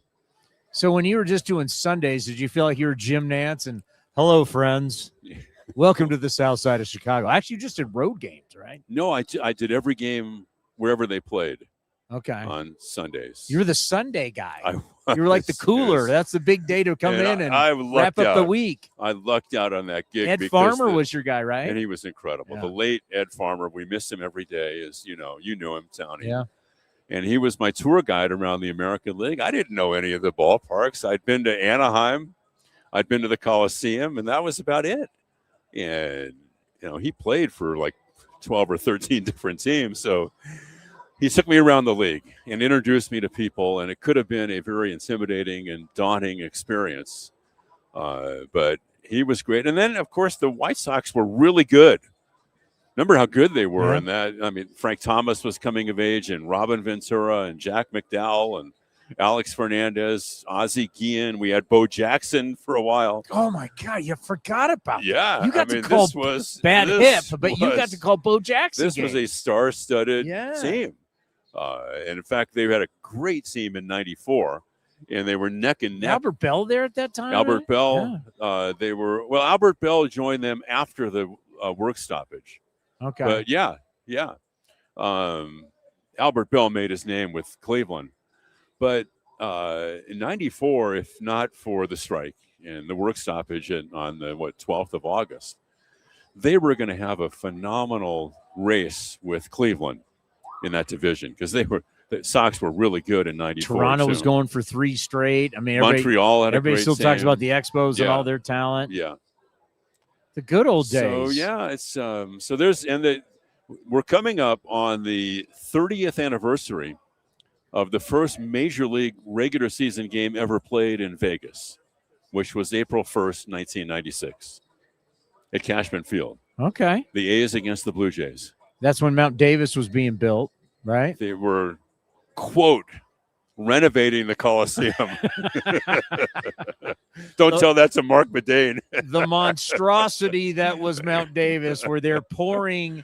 You're never supposed to pour concrete on top of wet concrete. And the reality was that they were so far behind and there were delays that they were paving concrete on top of wet concrete. And then that's why when it rains, there's drips coming down at, the thing is sinking. It's just the whole thing was jackhammers were going during the games. Yes. I mean, literally during the games. It's a mess. It was not a great time. I was in college or just out of college. I was just starting at KMBR at the time, and we would go party and, pregame and be out the game. And, the workers would stop working. We'd be down the left field line, and you'd look, and the workers, they'd just be watching baseball. You wonder why the thing was delayed. I know, exactly. And with every day that went by, we lost more and more of the view of the Oakland Hills because that was awful. Really, when the sun went down, the lights came on. In the hills, but then as that thing grew and grew, we lost more and more of that scenery. When is the last time you've been out at the site here on the Strip for the new ballpark? I am going there on Tuesday, so I want to make a trip over there before I'm going back down to Phoenix on Thursday, and after that, that's it for me being here, likely until June when the A's come back. So 4:00 on Tuesday, I'll be over there. I'm telling you, the aerial views and we're watching it grow and it's spectacular, but it's so different when you're standing at home plate and you're on the dirt and you look up and you go, oh my, because the aerial views just don't do it justice, how much has been built. And since I was just there, and it wasn't that long ago when Tyler Soderstrom signed the extension, we were there with his agents and his family and his beautiful wife and everything. It's now been built all the way down the lines. It looks like a ballpark now. Yeah. Because the lower deck, you can really get a feel for the lower deck. You see the boxes, you see the whole thing. Yeah, for sure. And the other thing that I think there's momentum building now, and that's happened in the last few months, I think, with the signings. Yes. So it becomes real when you read that the top players, and maybe there might be a couple more, but signing extensions. And then the Experience Center has been that was a real breakthrough, I think, too, for people to be able to go over there, and especially when they really get into selling tickets for the 28th season, and people will have a chance to go into the cube. I know you talked about it earlier with the Commander, and really because of the automation and the technology, you can get a feel for what it will be like to sit in a seat in the ballpark. All right. Ken Korach, Hall of Fame voice of the Athletics. Got a pretty good team this year. I think it's different. You can feel it. There's a difference. There's a maturity. There's a vibe here that we haven't had in a few years. Well, they're really optimistic. And David Forrest said that this is the best he's felt about not just the big league club, but the entire organization. And looking at the minor league players as well, in terms of the talent level. So it's there. You know me, I kind of temper things during the spring. We have to wait and see. Bill King's great line was, the more I think I know in the spring, the less I actually know, which is really true. So are you saying you don't want me, because I was going to actually get your ring finger. I was going to size you for a World Series ring. We can't wait to get started, too, because you did that game in Tempe on Thursday. Oh. I know. And so it's like you know what it is. It's like they've got to figure out middle of spring training. We need somebody, instead of like a starter eating up innings, we need somebody to eat up broadcast. And they know if there's one guy that can talk for 3.5 hours, like just put Townsend in there for a few to eat up the dog days. Guy. Yeah, yes, I'm the perfect. I'm not. I'll eat it up You for are you. the Mike Oquist. Remember when Mike Oquist pitched that game against the Yankees when he stayed in and gave up 12 runs, I think? Oh, wow. I'm the body bag guy. It is true. Well, this is my. That was like 1998. I got to be honest with you. That was the greatest Bill King explosion in the booth of all time. That was the day. You're not there yet, but I'm done. This is it for me. You did 2 games and you're done. I did 4. Oh, great. And remember, I did 2-hour shows before him. I was doing 5 to 5.5 hours straight. I've done 35 years of spring training games. Man, you play-by-play guys got 4. it easy. You're done after 4 games. I'm sitting out in the sun yesterday with the fans, and you guys are sitting here telling stories. Man. But you know what? This is great. This ballpark is phenomenal. It's absolutely beautiful. It's a jewel. Unless you see it, you don't. They dumped a lot of money into this place. And when you go down and you look at like the facilities, like the kitchen and the batting cages and where we are, the suite level and the suites and the bar, you're like, if you just put stands everywhere, this could be a big league ballpark. The clubhouse was better than the one in Oakland. I don't like to say that, but it's the truth. It's not even close. The thing, though, about spring training is the A's are going to play their last spring training game at 11 o'clock in the morning on the 23rd of March. The next game will be at the Rogers Center. There'll be 50,000. Well, they've reduced the capacity with the renovations, like 45, 46,000 people there and playing the defending American League champions. So you're jumping right into it from the Cactus League to what will be one of the most intense environments that you're going to have on an opening day. So we live for that, right? Yeah. You live for those moments. You ready? I'm getting into it, man. It's going to be fun. It's going to be daunting. That first part of the schedule is going to you got to survive those 15 games, don't you? I mean, you've got to. Well, I've said May 30. I want to know what the record is at May 31st. It's going to tell you a lot about where the team's going. Can they go 8-7 or 7-8 in those first 15? I would take 7-8. Because that homestand that leads you to the 31st is Mariners-Yankees. Yeah. And that last game on the 31st is the Yankees. And it's going to be interesting to see where the A's are basically after 2 months. Because let's face it, the last couple of years, the slow starts of you've dug a hole. You just can't. Well, last year, that'll never happen again. Knock on wood. Yeah. You losing 20 out of 21.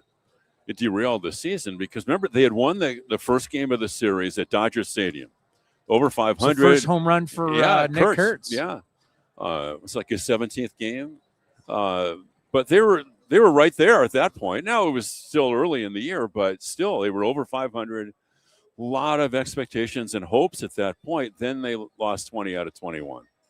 That will not happen again, and I think they learned from that. You know, we had Langoliers on with us the other day, and in the 5th inning.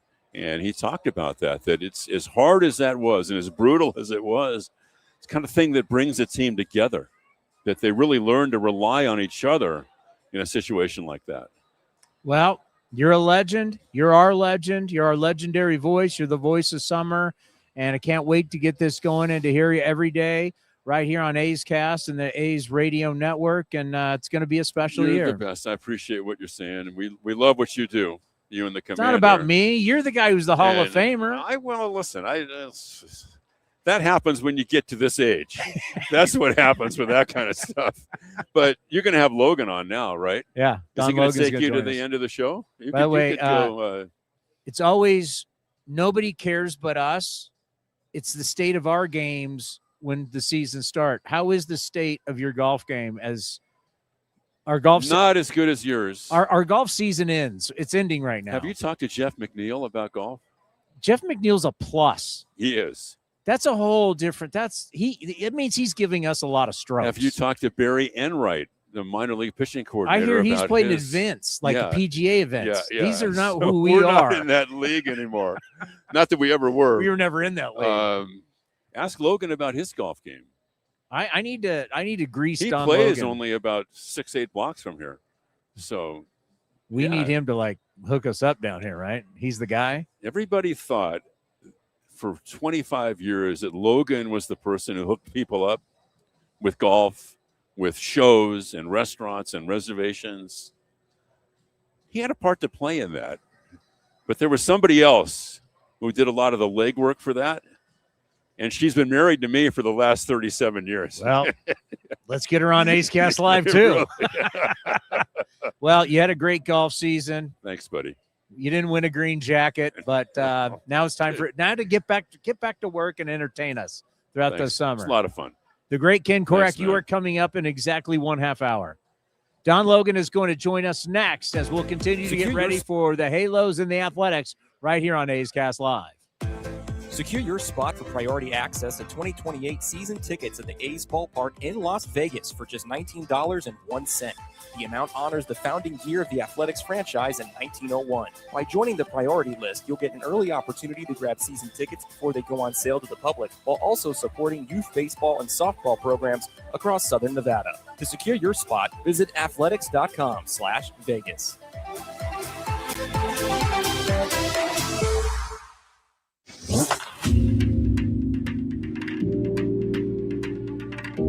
2025 All-Star Brent Rooker joined Towny on A's Cast Live to discuss the special bond in the A's clubhouse. There really is, and it's developed over the past several years since I've been here in 23. The guys who have kind of been through the rebuild, and a lot of them came to the minor leagues during that time and got here in 23 or 24 or whatever it was, and it makes coming to work fun when you like the people you work with, when you like the guys that you're hanging out with, because we're together for 8 months. We're together 8 hours or at least 8 hours a day every single day. So we're hanging out, and it makes it easier to perform, easier to improve, easier to want to show up and grow as an individual and as a group when you like the guys you're doing it with. You can watch the full interview at youtube.com/athletics or listen at athletics.com/A'sCast.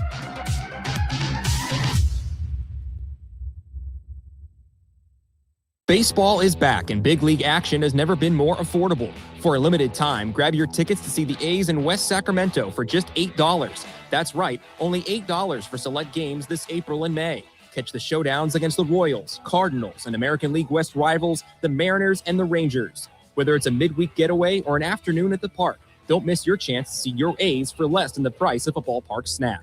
Tickets are moving fast. Head to athletics.com, that's athletics.com, to secure your seats today.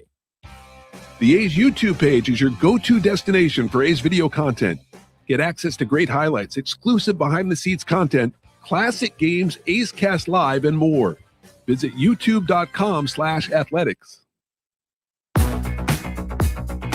The time is now. Grab your sunglasses, A's gear, and get ready for some fun in the sun. Spring training is back as the Athletics get ready for the 2026 season. Now's the time to make plans to catch us in Mesa, Arizona, and enjoy the sunshine of your family and friends. Grab your tickets for the best seats at the lowest prices as your green and gold take on the Dodgers, Giants, Cubs, Padres, and more at Ho-Ho-Cam Stadium. Don't wait. Get your tickets at athletics.com/spring. That's athletics.com/spring. Unlock offers and receive exclusive in-game features by downloading the MLB Ballpark app for iPhone and Android today. Plus, get the latest information on game time, schedules, and more.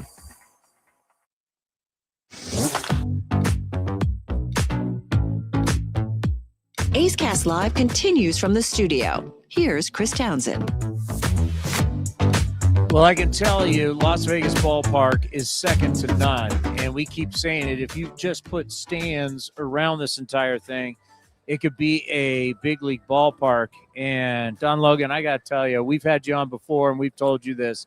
What you guys did here in Summerlin and the whole neighborhood, the whole community, it doesn't get any better than this, what you guys produced right here in the desert. Well, thank you, Chris. But, it obviously – I learned a long time ago there's nothing time and money can't fix or make. And so, we were fortunate enough to have an ownership entity in the Howard Hughes Corporation that didn't nickel and dime. A lot of minor league stadiums through the years, you run into a budget issue. And so you cut some corners. And here we really didn't. I mean, these seats, they were intended to be cooler because it's hot here in the summer.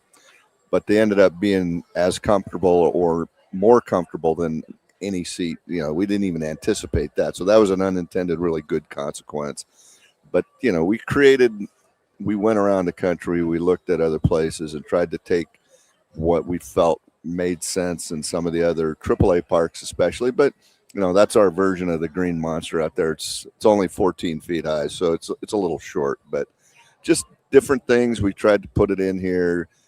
and try to be best in class, try to treat people. We train, our staff is trained. We use the Disney model to train the help, and everything about this. Obviously, the neighborhood certainly helps. The ingress and egress is second to none. So, it's worked out well. It's aging very well. When did you get to Las Vegas? This will be my 42nd season. Actually, and honestly, it's my 43rd season, but 2020 obviously didn't happen. So I started here in 1984 with the intent of, learning the business. Bob Lurie, I was in law school in the Bay Area, and Bob told me that baseball didn't need any more agents. I was going to be an agent. Former owner of the Giants, by the way, Bob Lurie. And he said, you need to learn the business at the minor league level. They had just started a team here. My father, the former governor of Nevada, Mike O'Callahan, and he made a call, and I sent in a resume. I interviewed with a gentleman named Larry Kentop, who had moved the team here from Spokane, Washington. Started at the beginning of '84, and through the years I've had some chances to leave, but Vegas is great. Being here through the growth and the evolution, obviously as a sports community, but just as a community, it's been a lot of fun, and raised family here and great friends, great relationships.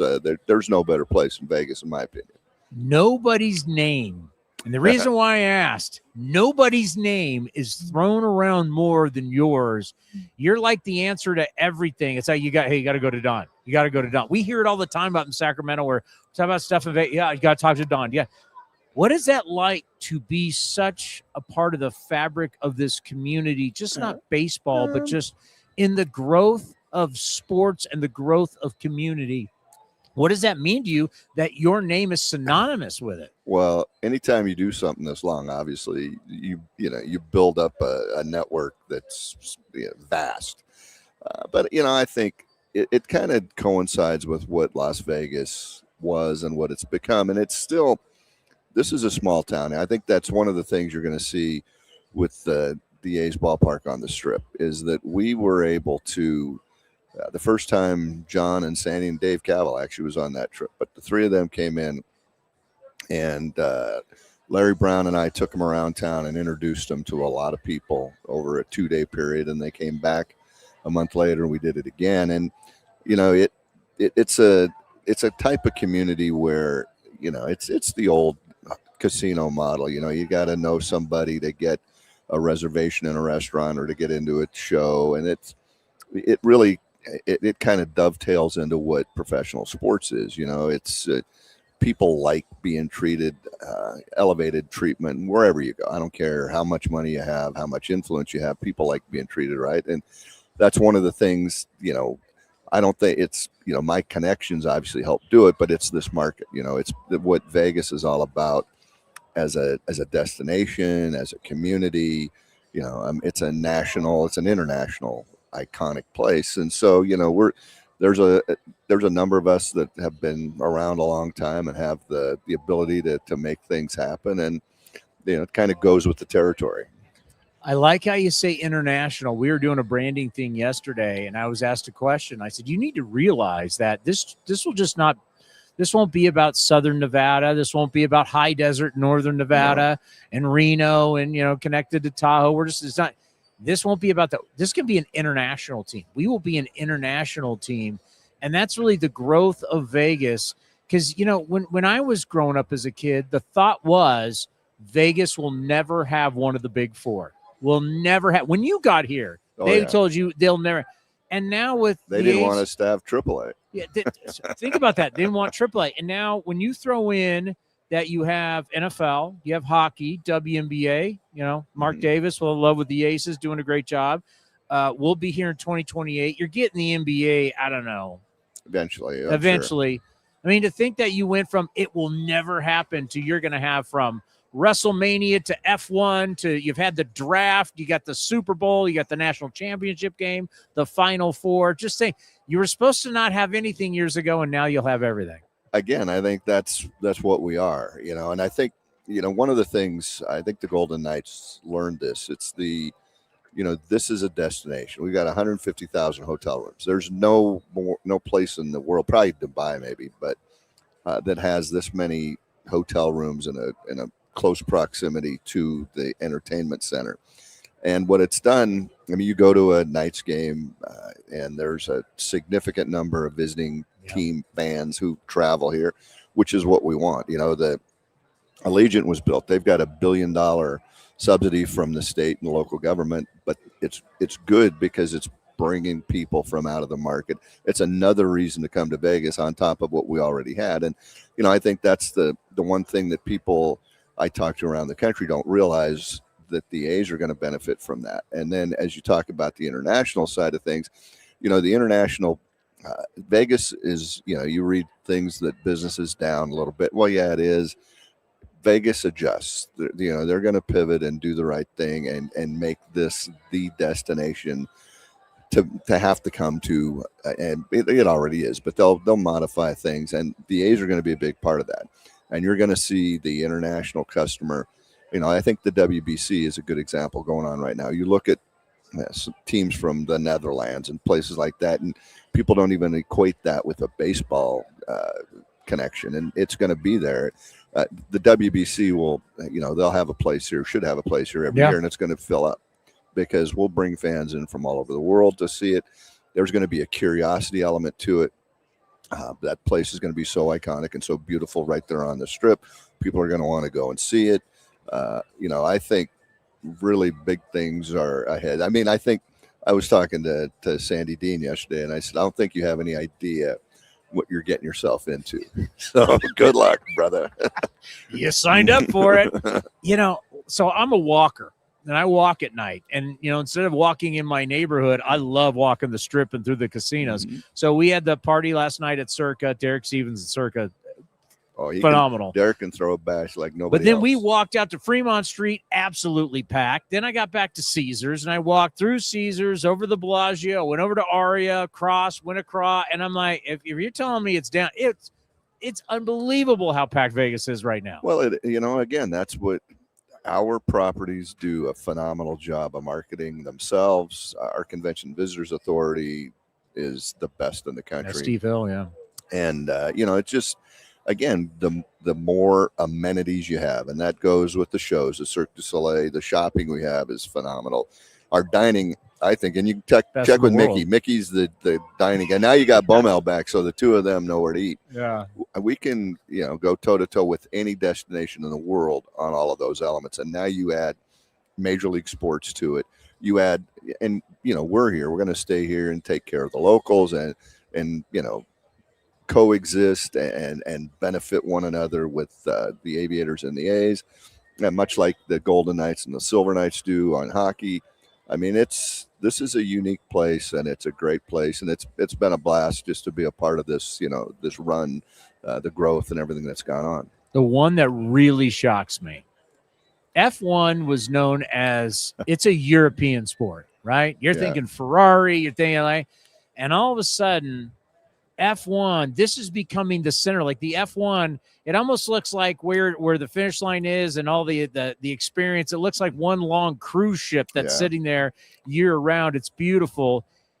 Who would have thought the center of F1 would then be Las Vegas? You know, I was involved in a discussion with them, gosh, probably 20 years ago. I mean, F1 had the vision. I'll give them that. It's a completely different operating group than is there now, but you know, they wanted to come here, and the then president of the LVCVA, a fellow named Manny Cortez, he heard the idea, and he just said, you know, we can't close the Strip. You know, you just can't do it. Well, that's can't do is not part of the Vegas vernacular. We can do anything. Yes. And, you know, I think certainly the current president of the LVCVA, Steve Hill, Jim Gibson, the chairman of their board, the property, the guy that runs MGM, Bill Hornbuckle, was instrumental in that. But they got everybody on board and created an event at a time of year when, you know, Vegas typically is slow mid-November through the first of the year. Well, 1984, they brought the National Finals Rodeo here, and that was huge. That invigorated the market during that period of time. F1, a couple weeks before that, that's doing the same thing. So, again, Vegas is a can-do place. The international, they can't park their planes here. They're parking, they're dropping off their, you know, the owners or the people who are attending the event.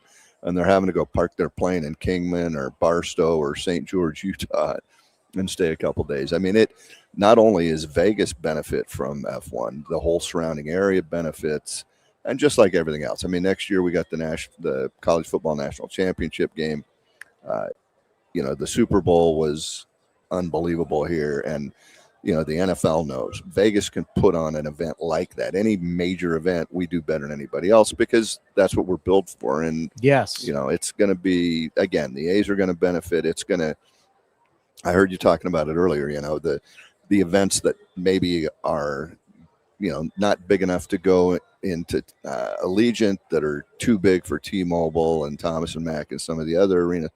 The stadium is going to be perfect. The stadium, baseball sets up. It's a great venue for music and entertainment options like that. I mean, this stadium's going to, again, help Vegas just reinvent itself and give it another layer of opportunity for events like that. Don Logan with us here on A's Cast Live as we're getting you ready for Game 2, big league weekend between the Athletics and the Angels, coming to you Las Vegas Ballpark. Ken Korach, Johnny Dosco will have the call in about 15 minutes. So when we look at the family atmosphere and we look at what baseball means for families, what it means for you guys, the Aviators here, what it will mean for us on the Strip. It was Jason Giambi, A's Hall of Famer who lives here. Yeah. We were doing an interview with him, and he goes, you need to realize, like, in the summertime, it's hot, and you can only throw the kids in the pool so much. You need something for them to do. So I think about what you guys do here and then what we'll be able to do down on the Strip. Our sport, you can love football, you can love hockey, you can love the NBA, you can love all that, but nobody does families better than baseball. What you guys do here and what we'll do on the Strip. 100%, and I think years ago, Howie Long got inducted into the Hall of Fame, and he said, if America is, if baseball is America's pastime, football has become its passion. And football, it's easy to be a football fan. No disrespect to what's going on in football. They play once a week. You play in the NFL, you play 17, 18 games, whatever it is. College football plays 12. Baseball is different. And the reason that we are so connected with families is at the major league level, you got 81 home games. Here, we've got 75 home games. So we have to have a much larger net and a wider, we got to cast it around everybody. It's families are number one. And getting kids out here, getting families out here to enjoy it. Affordable family entertainment is what we preach here. It's what we provide, I think, at a level in this market nobody else has. And I think what the A's are going to have, they understand that they got to appeal to everybody. The price points have to be right. Family entertainment, to me, the rebirth, if you will, of the families. It's people are starting to realize that I'm a parent, and all of a sudden I have a grandkid, and I'm like, damn, I can't believe I'm a grandparent, and I'm not gonna miss anything. This kid's he's gonna hit left-handed. Yeah, he's gonna play golf. His dad's a hockey guy. He's gonna get on the football field and feel what that's like throughout before a game. Nothing like playing football either, but it's something that the family element is key. It's what makes us a special country. It's what makes this sport so special, and we realize that those of us that are stewards of this game and have been for a while understand that the families are what make us tick, and we're going to continue to really emphasize that in our marketing and our approach.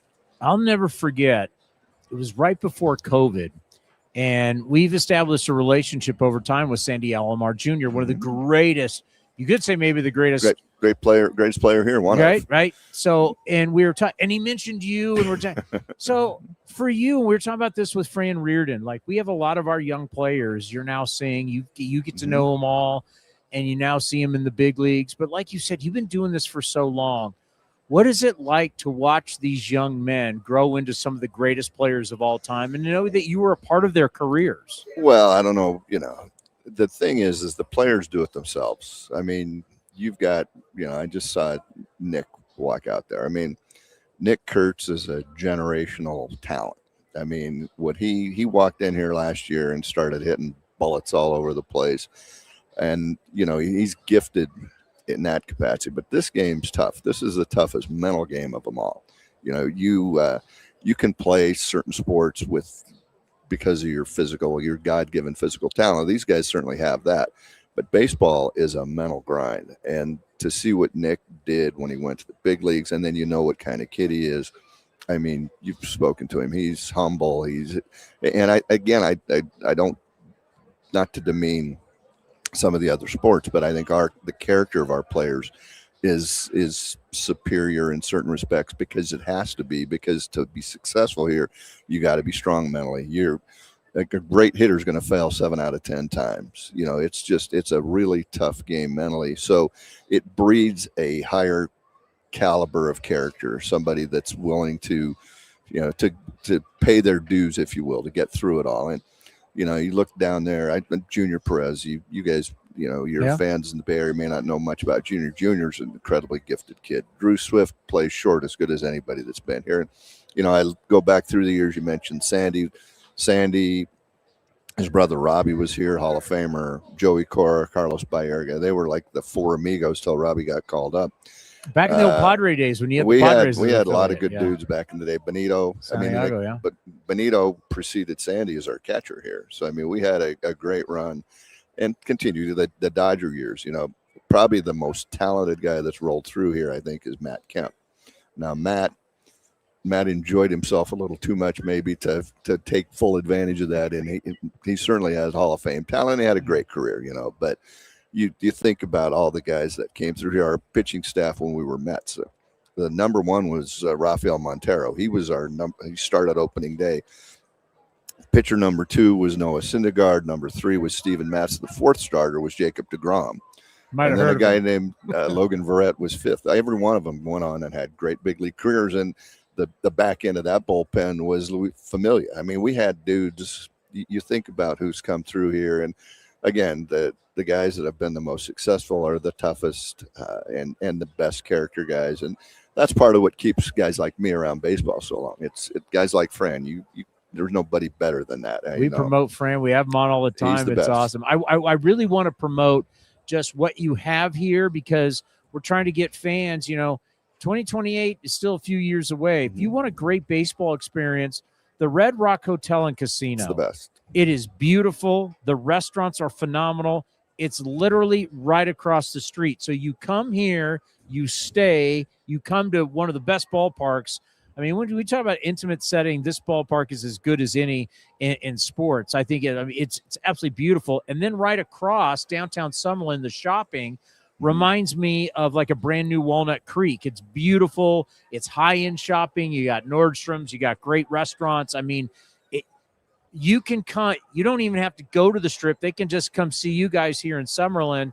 It is absolutely beautiful here. So you come here, stay at Red Rock, come to the games. You got restaurants. You got high-end shopping right here. You've got it all right here in Summerlin. No, we do. In fact, I just saw friends of mine. They're Nolan Ryan's partners in the Round Rock Express and Nolan Ryan Beef, and they live in Southern California. They flew in Friday night, Ubered up to Red Rock, walking back and forth, enjoying the games, enjoying what Red Rock has to offer.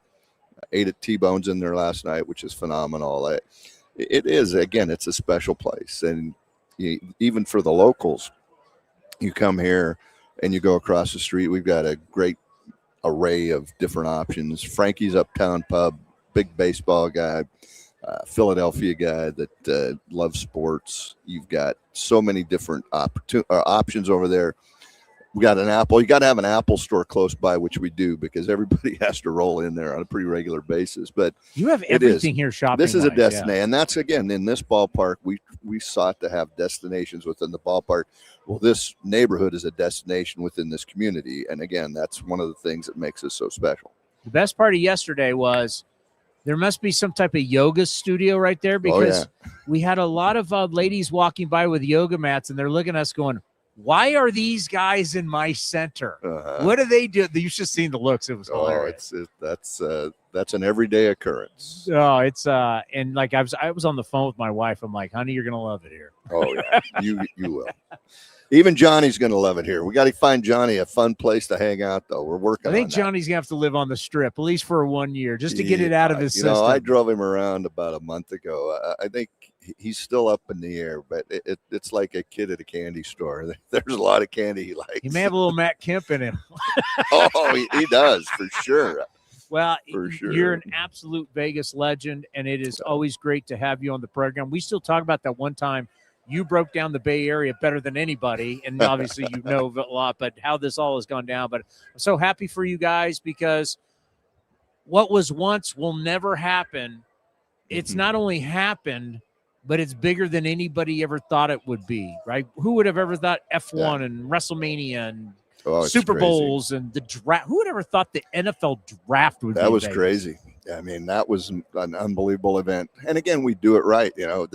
The properties, that was MGM that hosted at the Bellagio Fountains. The fountains are there to entertain. Well, let's put the stage over the fountains. Vegas is special. Vegas is, again, it's a can-do place, and we do.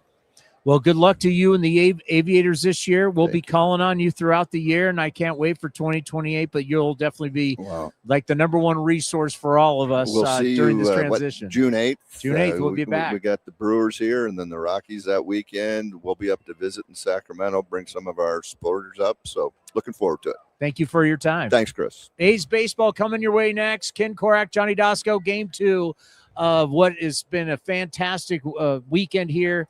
A big league weekend. What do you got for me real quick? We still got a minute. We still got a minute? We got a minute. We still got a minute. Well, I'll tell you what. I think highlighting your venue in June with real big league games, that's got to feel special. Good. We had people remember back when they were repurposing the Coliseum to accommodate the Raiders who were moving back from L.A., and we played the first 7 games. The A's played here at our old stadium, Cashman Field. And I think it woke people up that the community could work, but now we got the venue to go with the community. So it'll be a whole different dynamic than, 30 years ago when we did that. Great stuff. We'll see you in June. All right, pal. Take care. All right. A's baseball coming your way next right here on A's Cast and the A's Radio Network. Secure your spot for priority access to 2028 season tickets at the A's Ballpark in Las Vegas for just $19.01. The amount honors the founding year of the Athletics franchise in 1901. By joining the priority list, you'll get an early opportunity to grab season tickets before they go on sale to the public, while also supporting youth baseball and softball programs across Southern Nevada. To secure your spot, visit athletics.com/Vegas.